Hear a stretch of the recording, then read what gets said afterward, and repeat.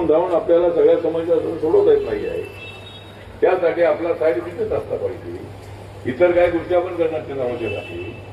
आणि त्यासाठी भारत सरकारच्या वतीनं जर आपण असे प्रोजेक्ट आणले तर त्या प्रोजेक्टला पूर्णपणे मदत करण्याचा प्रयत्न करणार आहे.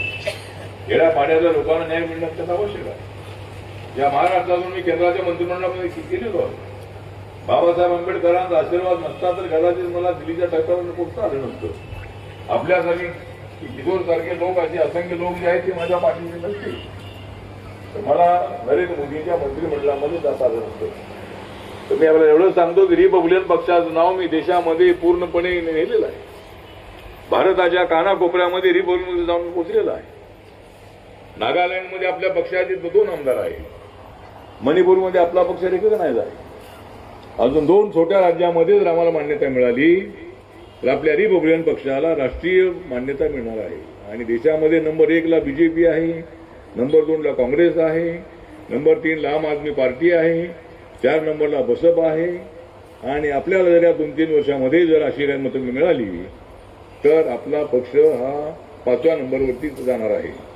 आपला पक्ष छोटा पक्ष आहे, गोरगरिबांचा पक्ष आहे, पण लोकांना न्याय देणारा आमचा पक्ष आहे.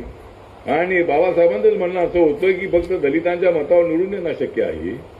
म्हणून बाबासाहेब आंबेडकरांनी all India schedule caste federation बरखास्त केली आणि रिपब्लिकन पक्षाची स्थापना करण्याचा त्यांचा प्रयत्न होता. ते असताना काय आरपीआय स्थापना झाला नव्हता. पण त्यांच्या महापरिनिर्वाणानंतर 6 डिसेंबर 1956 नंतर नागपूरमध्ये रिपब्लिकन पक्षाची स्थापना झाली 3 ऑगस्ट 1957ला. आणि हा पक्ष सगळ्या जाती जमातीचा व्हावा.